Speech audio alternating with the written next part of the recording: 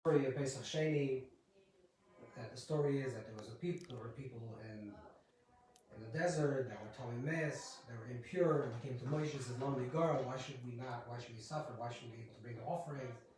Because they were involved in some type of tumah, either they were bearing out of Aviyu, or they were holding the ark of Yosef, or some other tumah mess.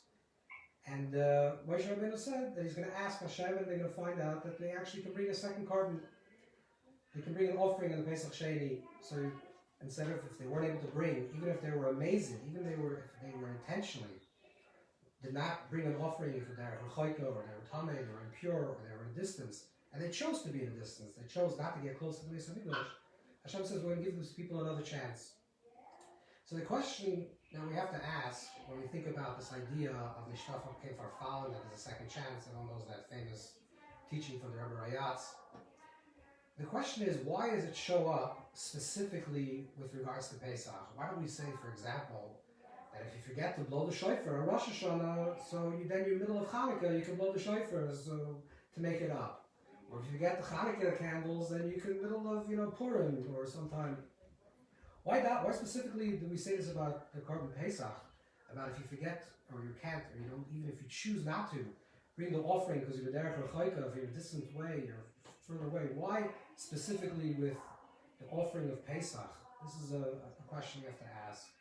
Now, of course, there's halachic ways to understand this because it's a carbon, it's an offering, and offerings have tashlumim, have ways to make up for things. But a little bit more ba'omek, a little more in depth. What is it about the nature of Pesach and to understand this in our own personal lives that allow us to have second chances? And also, another question that we have to think about is that when you tell a person that they have a second chance, there's a possibility to do something, usually, unfortunately, the nature of people is you tell them you have to do this now. And if you don't do it now, you can do it a little later. Most people are procrastinators, and they can actually do it a little later. So why build into the system itself? It's almost like the idea of echtav ashra. We know that if a person does something negative, you can do tshuva. But if a person says to begin with, I'm going to do this so I can do tshuva, so then the tshuva is not applicable. Of course it is if you go real level of tshuva, but happy to say, okay, Pesach Rishon, that's the correct time to do it. But if you don't happen to do it, you do the Pesach Sheni. So once you build into the system enable the ability to do things differently a second time, maybe that's going to take away from the enthusiasm or the inspiration that a person has the first time. So there's a mimer, there's a Hasidic discourse from the Rebbe Tzemach Tzedek about Lahavin Inyan Pesach Sheni, and the Rebbe repeated this mimer also in 1978. And in that Hasidic discourse, the Tzemach Tzedek explains that there's really three dimensions about Pesach Sheni. The Pesach Sheni different than Pesach Rishon. The first thing is, and I'm not going to get into the whole detail, but I understand the Havana of it, the idea of it.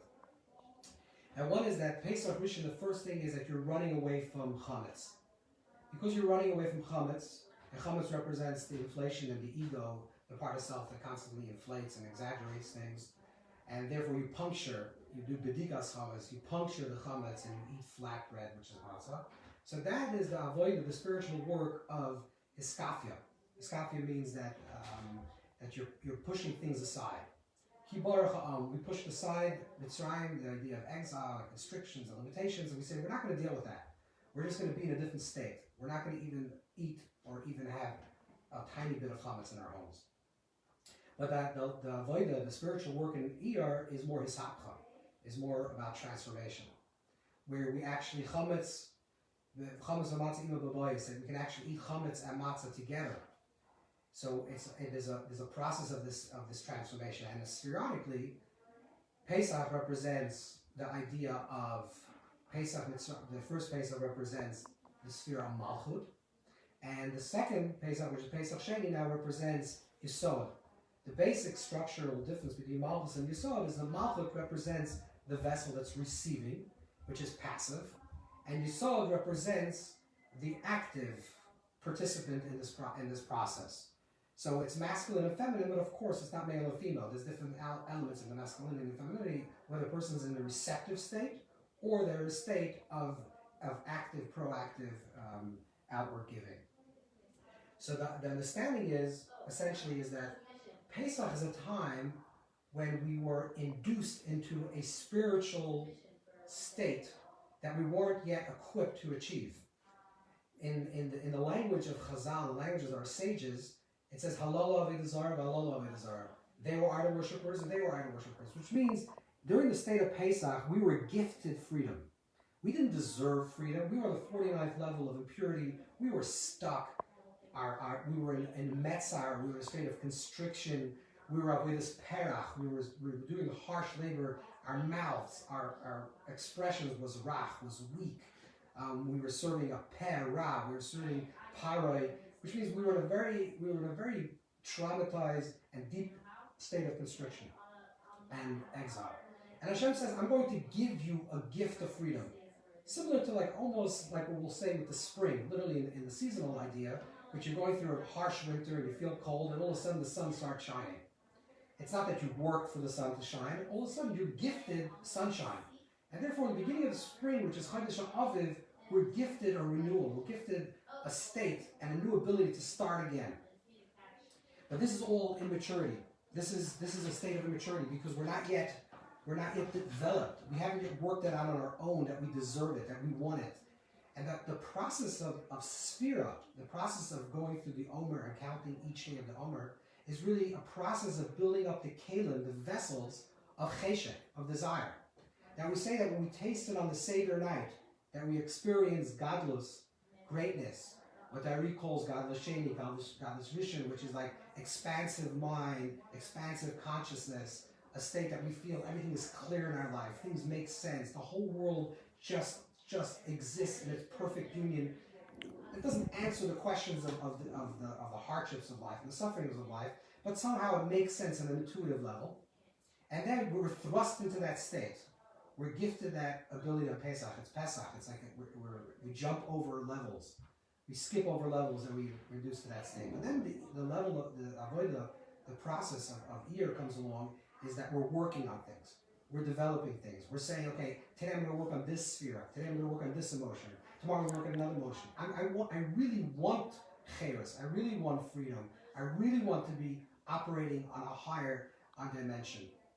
So this is the reason why built into the entire idea of Pesach is already the ability to start over again. Because we're saying that every person in their life, and they know this, when in different states when a person's at, there's always a state where you're still maybe in an immature place, spiritually immature place. And you stumble, and you fall, and you achieve something, but you didn't really get it, because it was a gift. It's like someone gave you something that you didn't deserve, and then you break it because you didn't appreciate the gift. So we come along, Hashem comes along and says, I'm going to gift you Pesach Rishon, but now I'm going to say that if you really want to do the real work, I want you to create Pesach Sheni. I want you to desire it. I want you to say that I know I experienced this and I lost it, but I know it's never lost. Nothing is ever lost. I can restart it again. And to really seize this moment. The idea of va'ata and now, because I'll say that the word now means tshuva. Tshuva means the ability to say, I recognize that now is a new possibility. I can restart again, but I'm going to take the opportunity right now. I'm going to seize this moment and recognize the quality of this moment. And it's interesting that the Zohar Kodesh in Parshas Ba'aloischa actually says almost this idea when it talks about Pesach Sheni, saying that it's a time. The Zohar says that this time of Pesach Sheni is like almost like what Hasidic Zohar would say is like the Ne'ilah of Pesach. It's the closing. Open us a tiny little door when the doors are closing. It's the awareness of saying, I know I can always start over again, but I can only start over right now. And that's the urgency of the moment. So the idea of saying that there's going to be another possibility, we can start over again, is the moment we enter into a more mature state, which is Pesach Sheni. And we say, yes, we were immature and we lost, and we lost what we had, but now I understand what I could achieve. I achieve it right now at my own weight. And I seize this moment. So there's no fear that you're going to, procrastinate and not do it. Because when it's in Pesach Rishon, the first Pesach, the original Pesach, you're right, you are immature. And maybe you do need a Pesach Sheni. But when you finally come to the realization Like, look what I did. I had something so amazing in my life, and I squandered it on nonsense. Then you have the urgency of the moment. You feel as if like the doors are closing. It's like the end of Yom Kippur. And this is what Pesach Sheni really represents, is the sense of this urgency of the second opportunities that we get. Don't say, okay, we have a second opportunity, and then we'll get a third opportunity and a fourth opportunity, and maybe you will. But the real gift of really tapping into the quality of what Pesach Sheni is saying, if I'm given the gift to start over again, if I'm given the gift to reboot, to do it right again, I'm going to take this moment right now and do it. And that's the highest level of how to live Pesach Sheni, to really seize this moment and really take the opportunities that are available. The idea of hishapcha, really to transform things, to sweeten things in our life. And when we come to the realization that there is no fafal and that nothing is ever lost, and anything that happened in our life, and sometimes a person says, many years ago I felt something, or when I got married I felt something, or when there's many times in a person's life there are peak experiences and you feel something, but don't think that was just then. That was the gift.